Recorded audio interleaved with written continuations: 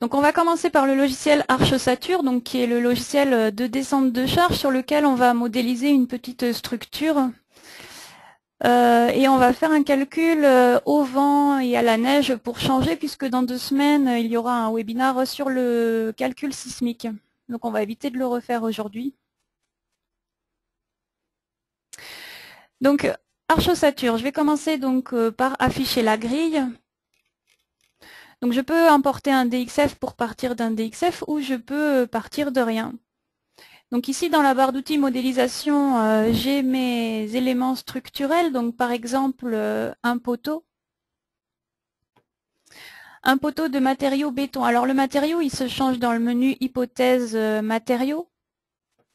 Donc par défaut, j'ai uniquement ce matériau avec ces caractéristiques-là. Si je vais dans l'onglet catalogue, je peux lui demander un béton armé de 25 mégapascales que j'ajoute à mon menu déroulant. Et je vais lui dire que je veux l'appliquer à tous les éléments structuraux. Donc, si je recrée un poteau, j'ai accès maintenant au béton C2530. Au niveau des formes, je vais lui mettre une section carrée de 30 cm par 30 cm. Alors, pour les placer, soit je m'accroche sur la grille, soit je peux rentrer les coordonnées au clavier, donc en bas dans la console, par exemple 6 espace 0. Ou 11 espace 0.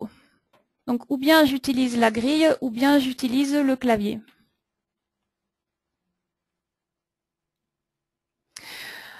Ensuite, donc j'ai une barre d'outils qui s'appelle modification CAO ici, qui me permet notamment de copier mes éléments. Donc par exemple, je copie mes 2 poteaux en bas à gauche.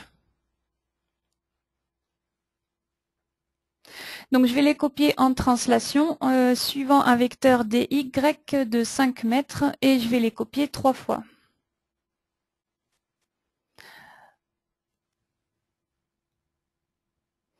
Je vais créer 2 autres poteaux, donc en m'accrochant sur la grille. Les accrochages aux objets étant dans cette barre d'outils. Donc là, je suis en accrochage grille. Je vais passer donc sur un élément voile. Un élément voile de matériaux C2530 et d'épaisseur, par exemple, 20 cm. Donc de la même façon, en m'accrochant sur la grille, je place mes éléments voiles.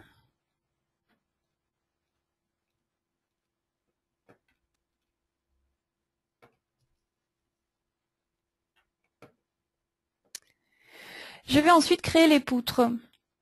Donc les poutres en matériaux C2530, par contre je vais laisser les dimensions à 0. C'est-à-dire qu'il va me prédimensionner tout seul mes éléments poutres. Alors pour le prédimensionnement, ça se gère dans le menu hypothèse, méthode de calcul prédimensionnement. Et pour les poutres en C2530, ou bien je fais un prédimensionnement rapidement avec les abacs qui sont fournis ici, dans la plateforme OMD, mais qui ne sont pas normatifs, qui sont issus de l'expérience. Ou alors je fais un prédimensionnement précisément par calcul avec un pas d'incrémentation en hauteur et en largeur de 5 cm.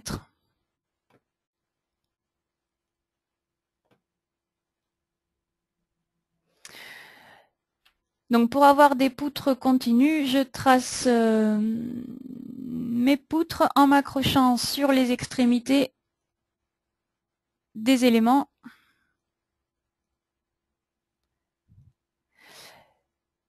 D'un poteau à un autre.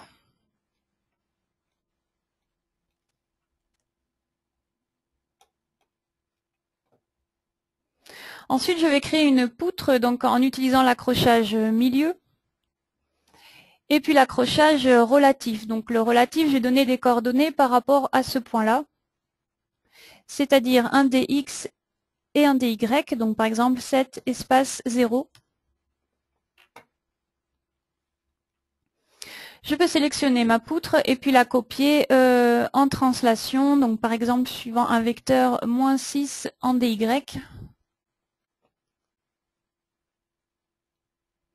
Je vais tracer un voile ici, donc de l'accrochage grille jusqu'à l'accrochage extrémité de cette poutre. Et ma poutre qui est tout en bas, je vais utiliser la modification CAO étirer pour l'étirer donc de là jusque là. Donc voilà par exemple, je vais ensuite créer les dalles. Alors une dalle par exemple de 20 cm d'épaisseur. Donc pour ce faire, je vais créer une grande dalle tout autour de ma structure, que je sélectionne et je vais changer donc le sens de portée dans sa feuille de propriété ici. Je vais mettre un matériau C2530 et je vais utiliser l'outil de découpe de dalle.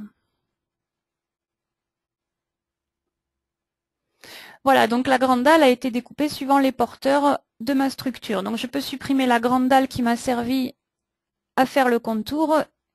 Et là, je vois que j'ai des dalles partout où j'avais des porteurs.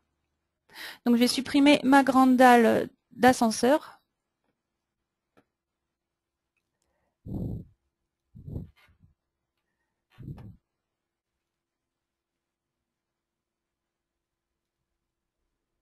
Voilà, je vois mes 5 dalles autour de la cage d'ascenseur. Pour les semelles, je vais utiliser la création automatique des semelles. Donc là, il va me générer automatiquement des ponctuels, des semelles isolées sous les poteaux et des semelles filantes sous les voiles. Alors au niveau du prédimensionnement des semelles, il faut que je rentre la contrainte de sol à l'ELU, donc qui se rentre ici dans l'onglet global. Et les semelles vont ainsi être prédimensionnées sous les charges G et Q.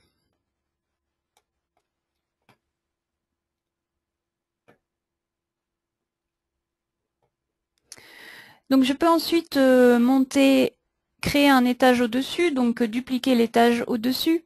Donc là, je suis passée à l'étage numéro 2, étage sur lequel je peux changer du coup la hauteur d'étage. Donc ici, je vais borner la visibilité des étages à l'étage actif pour ne voir que l'étage numéro 2. Voilà. Je vais masquer les dalles. Et avec la sélection par fenêtre, je vais sélectionner toute la série poteau-poutre à gauche et utiliser la modification CAO déplacer pour déplacer mes poutres et mes poteaux de moins... non, je vais déplacer en X de plus 0,9 m à droite. Voilà. Donc je réaffiche mes dalles que je sélectionne. Et j'utilise l'outil découper dalles pour les redécouper par rapport à mes nouveaux porteurs.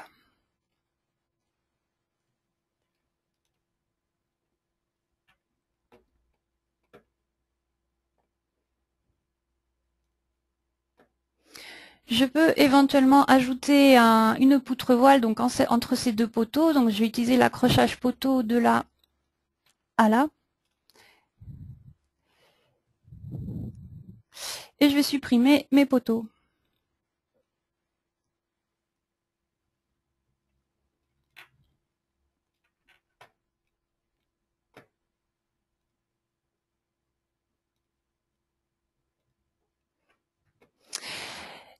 La dalle, du coup, je vais la redécouper suivant ma poutre voile que je viens de créer. Donc voilà, par exemple, pour mon modèle. Donc je vais sélectionner toutes mes dalles à l'aide de l'outil de sélection par type. Donc les dalles de tous les étages. Et dans modifier attribut chargement, je vais leur entrer un chargement. Donc par exemple, en charge permanente 0,15 tonnes par mètre carré et en exploitation 0,25 tonnes par mètre carré.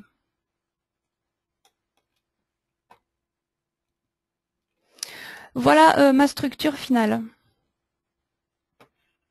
Donc voilà comment je peux construire, modéliser une structure simplement et relativement rapidement. Donc soit à partir de rien, soit à partir d'un DXF, à partir des lignes d'aide.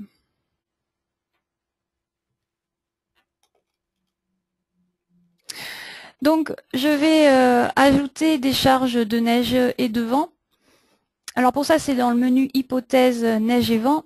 Je vais créer des charges de neige et des charges de vent dans les directions principales, donc en X+, en X-, en Y+, et en Y-. Alors pour ce faire, il faut que je définisse les hypothèses de vent déjà. Donc ou bien j'ai la carte de France, ou alors j'ai un menu déroulant. Donc là par exemple, je vais mettre en région 2. En région 2, donc la vitesse et la pression de base est automatiquement entrée. Il faut que je la multiplie par le coefficient de direction et de saison, donc ou bien j'utilise les menus déroulants.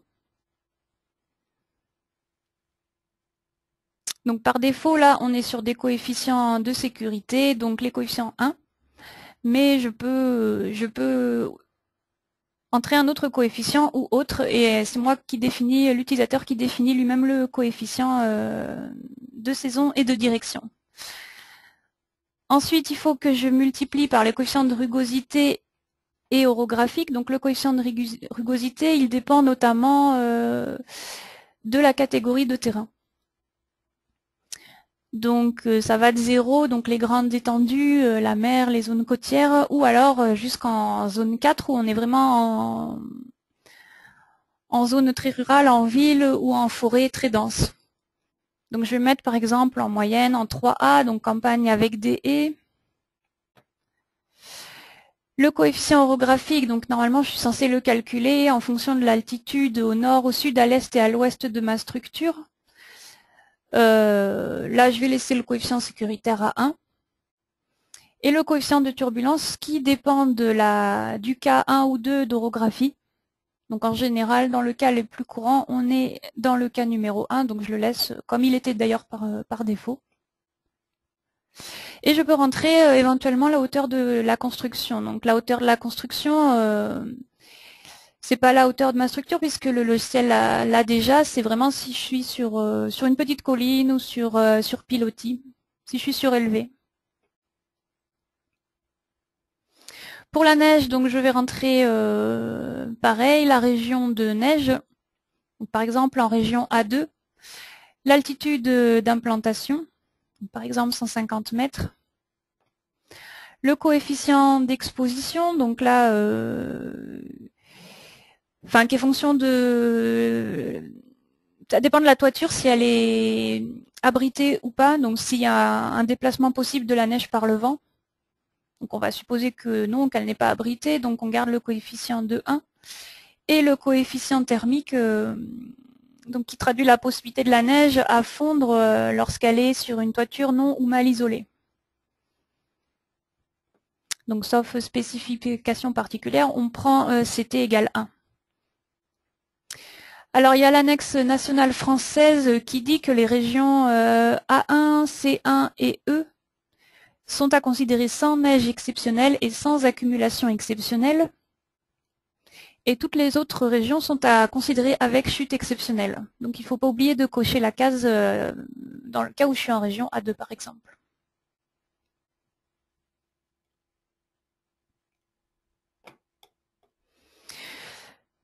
Donc une fois que j'ai rentré les hypothèses, il faut que je crée des éléments en paroi tout autour de ma structure.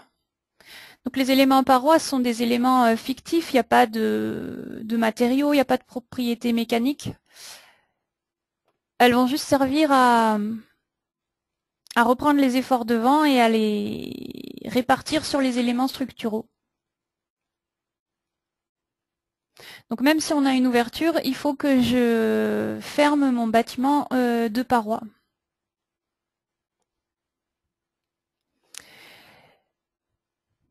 Donc je vais sélectionner toutes les parois que je viens de faire à l'étage 1 et je vais les copier au-dessus. Voilà, donc à l'étage 2, je retrouve mes parois. Donc là, j'ai rien à modifier puisque j'étais symétrique en haut et en bas. Par contre, au dernier niveau, donc là, à mon niveau 2, il faut que je sélectionne toutes les dalles de l'étage actif. Et dans Modifier attribut chargement, il faut que je les charge à la neige et au vent. Voilà, donc si je prends une dalle, je vois bien, je retrouve mes charges de neige et de vent et les charges que j'avais rentrées tout à l'heure en permanent et en exploitation.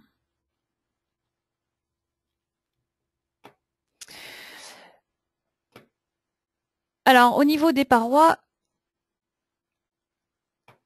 ici j'ai les statuts dans les 4 directions. Donc par exemple, la paroi que je viens de sélectionner, la numéro 5, quand le vent va souffler en X+, ou en X-, la paroi sera parallèle à la direction du vent. Par contre, quand il soufflera en Y+, je serai sous le vent direct et en Y- au vent direct. Donc ça, c'est ce qu'il faut rentrer pour chaque direction de vent, ainsi que les coefficients de pression extérieure et intérieure pour chaque direction de vent et pour chaque zone de paroi verticale. Donc, au lieu de le faire manuellement, on va le faire en automatique. Alors pour cela, il faut d'abord que je paramètre mes hypothèses de calcul. Donc dans le choix des méthodes, je vais lui dire qu'en descente de charge verticale, j'ai utilisé la méthode traditionnelle. Et par contre, pour la neige et le vent, je vais faire un calcul aux éléments finis. Du coup, dans le menu hypothèse, méthode de calcul DDC, je peux paramétrer les deux. Donc la méthode réglementaire, avec notamment la réaction d'appui des poutres, la prise en compte des dégressions verticales, éventuellement un coefficient pour les dalles qui portent sur 2 côtés. Les côtés qui ne portent pas, ils reprennent quand même 10% de charge. Et les pondérations, donc bon, ça je n'y touche pas. Et au même endroit, j'ai le paramétrage de la méthode élément fini. Donc là, pour les dalles, elles vont être modélisées en maillage de coque. Et j'ai le choix des reports de charge, donc soit en ligne de rupture, soit aux éléments finis. Donc pour les planchers courants et dalles, je vais laisser en ligne de rupture. Par contre, pour les planchers de reprise, je vais laisser en report élément fini. Bon là, a priori, dans mon modèle, j'aurai que des planchers courants, donc je vais surtout être en ligne de rupture. J'ai le choix des mailles, donc la taille de maille à prendre en compte dans mes éléments. Les poteaux, par défaut, sont encastrés sur leur appui, donc je peux éventuellement les articuler. Et les voiles, donc les voiles courants seront modélisés en maillage de coque, avec les mailles définies en dessous. Et les poutres voiles en croix indéformable. C'est-à-dire j'aurai 2 filaires en diagonale, 2 filaires verticaux et 2 filaires horizontaux. Donc on ira voir le modèle élément fini. Simplement, je vais sélectionner tous mes poteaux là de tous mes étages.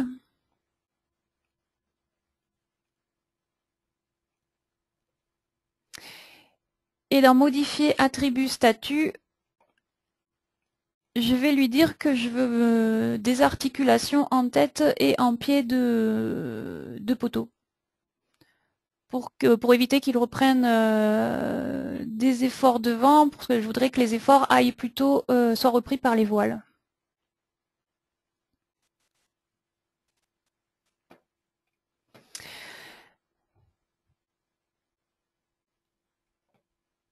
Donc maintenant, pour paramétrer mes parois, je vais cliquer sur le menu Analyser, neige et vent, calcul des statuts, et Analyser, neige et vent, calcul des coefficients CECI.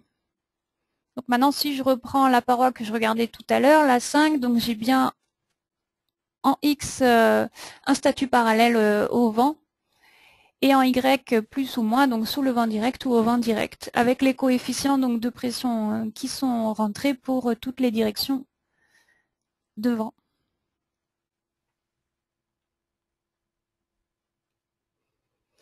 Voilà, donc je vais lancer le calcul.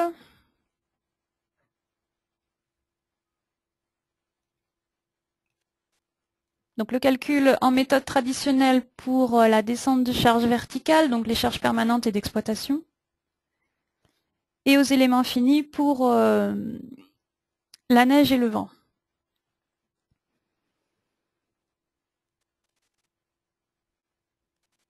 Donc plus il y a de nœuds, plus le calcul sera long.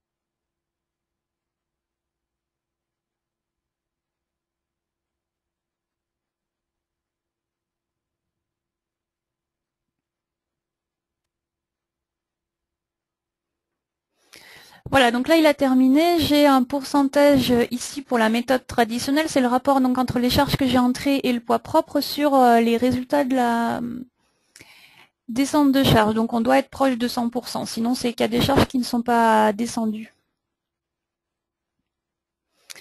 Donc ici je suis passée en phase exploitation. Donc j'ai la barre d'outils exploitation. À partir de laquelle donc, je peux regarder le report des charges. Donc je vois que là c'est tout en ligne de rupture avec les côtés non porteurs qui reprennent quand même 10% de charge. Si je me mets en vue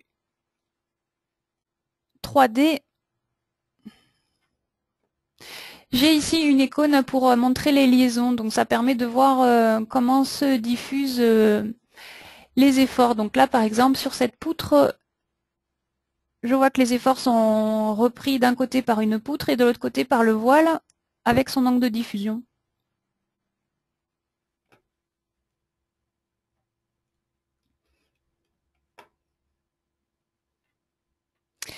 Ici, je peux lancer le modèle élément fini. Donc il ouvre ce qu'on appelle le viewer Eiffel, sur lequel on voit le modèle élément fini. Donc on voit les mailles donc de 0,9 mètres.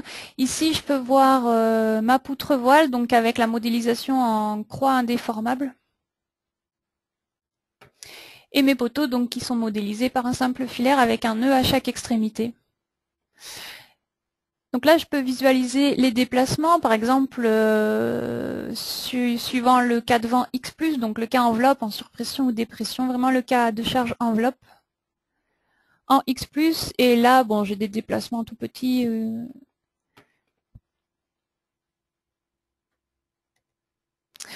Voilà, donc c'est la visualisation du modèle élément fini. Donc si je reviens sur mon modèle arche,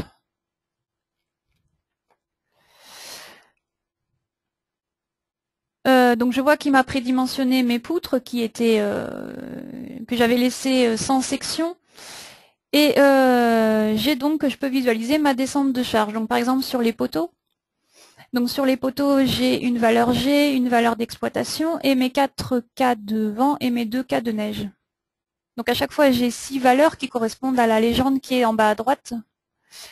La première valeur étant l'effort normal, qui est donné par rapport au repère local de l'élément. Le repère local que je peux afficher dans Options, Affichage, Police et Détails et Affichage des axes locaux. Voilà, donc si je sélectionne un poteau, j'ai son axe en caractère gras qui correspond à l'axe local X, donc toujours dans la hauteur du voile ou du poteau.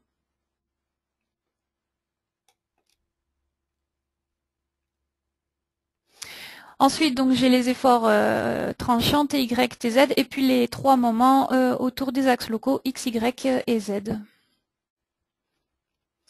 Donc de la même façon, pour les voiles,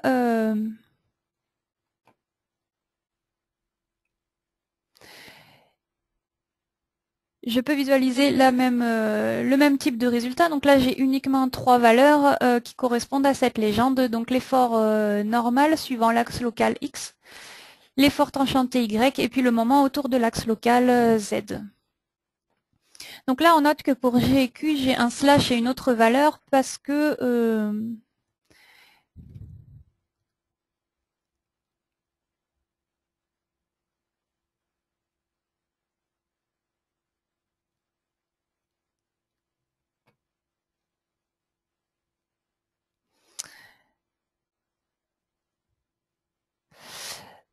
j'avais des efforts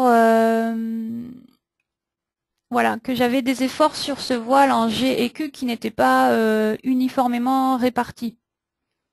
Ce qui fait que quand je ramène le torseur au centre de gravité de mon voile, enfin en tête de mon voile, au centre de mon voile, j'ai une petite excentricité, du coup j'ai un moment qui est créé. Donc, quand je crée le torseur,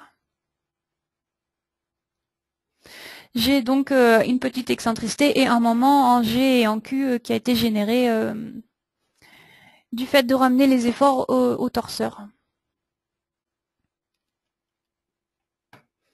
Et puis pareil pour mes semelles isolées.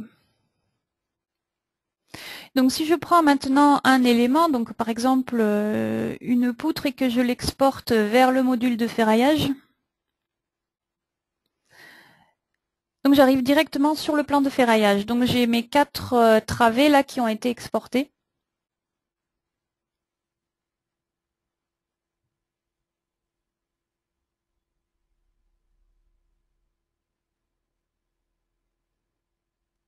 Voilà, donc la première, la deuxième, la troisième et la quatrième. Donc mes 4 travées de ma poutre. À noter là que la première travée, par exemple, j'ai une densité, un ratio de 113 kg par mètre cube.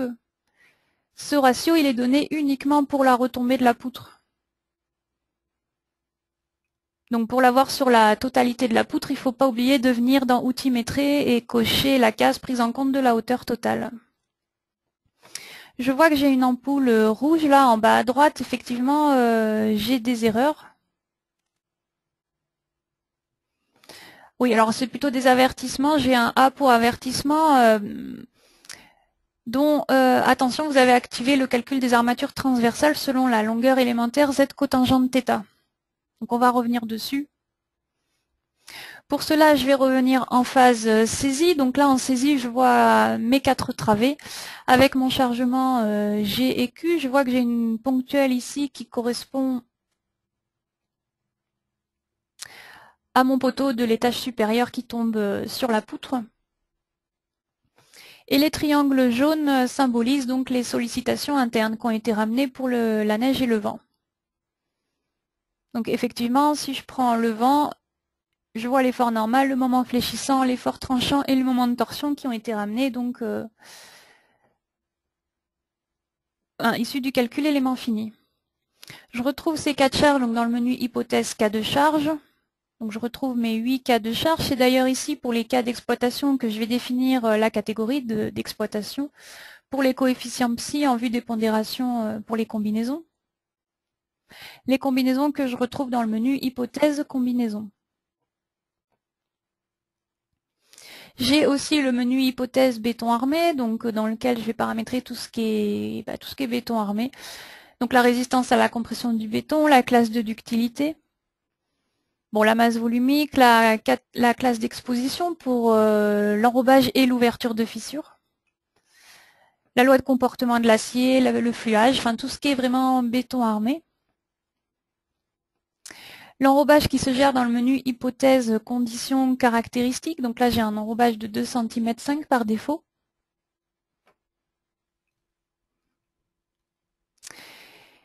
Et j'ai un gros chapitre sur les hypothèses de ferraillage.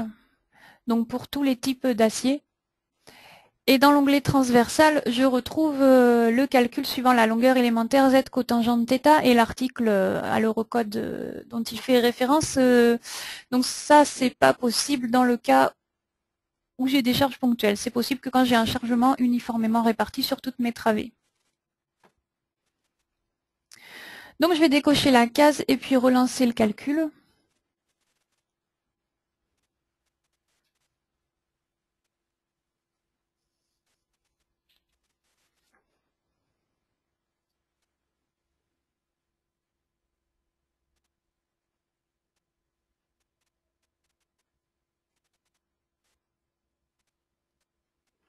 Alors là, j'ai encore 2 avertissements.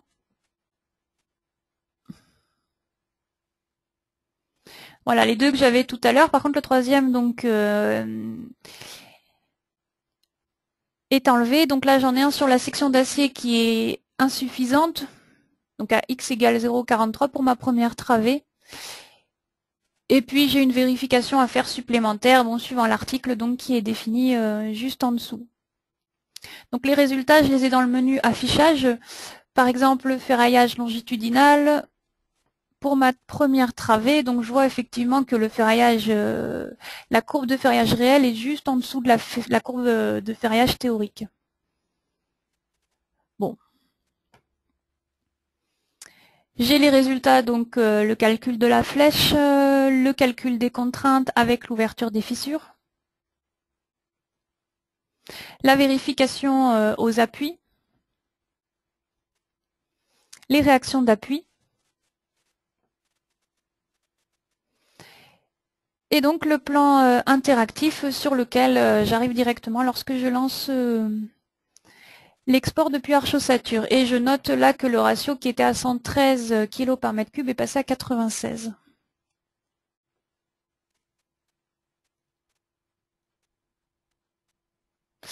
Voilà, donc de la même façon, je peux exporter un poteau, donc vers le logiciel Arch Poteau. Voilà, donc de la même façon, j'arrive directement sur le plan de ferraillage, mais je peux revenir en saisie pour visualiser mon torseur, donc pour vérifier que mon torseur a bien été importé. Donc là, j'avais articulé en tête et en pied, donc je n'ai pas de moment ni d'efforts horizontaux, j'ai que des efforts normaux. Donc il me l'a calculé avec la méthode simplifiée. Et d'ailleurs, là, je vois que je suis en ferraillage minimum.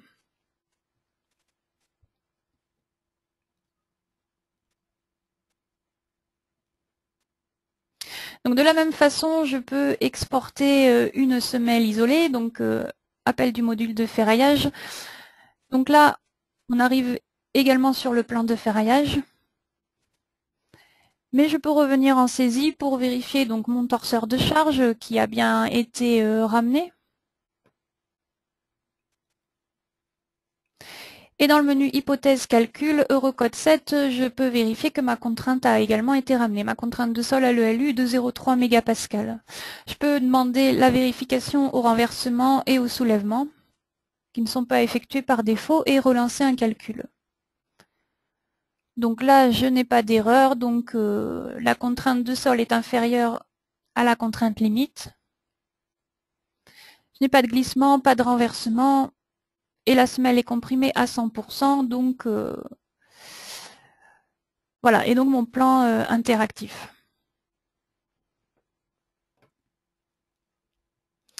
Et pour finir, je peux exporter donc un voile de contreventement.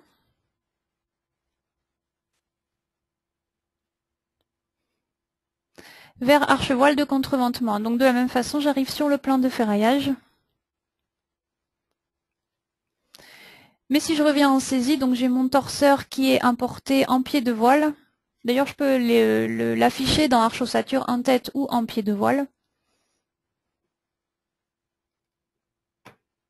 Et je retrouve dans tous les modules de ferraillage la même configuration, donc le menu hypothèse béton armé. Un onglet de calcul. Et puis donc le plan interactif.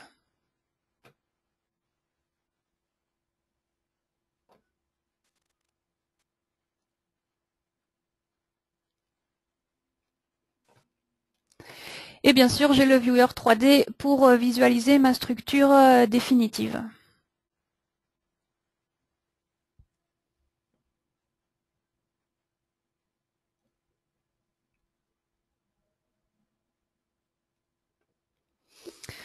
Voilà, donc ça reste une démonstration, une présentation globale du logiciel. Tout ça est vu en détail en formation. Si vous avez des questions, n'hésitez pas à nous contacter par mail ou par téléphone. Vous trouverez toutes les coordonnées sur le site www.gritech.com.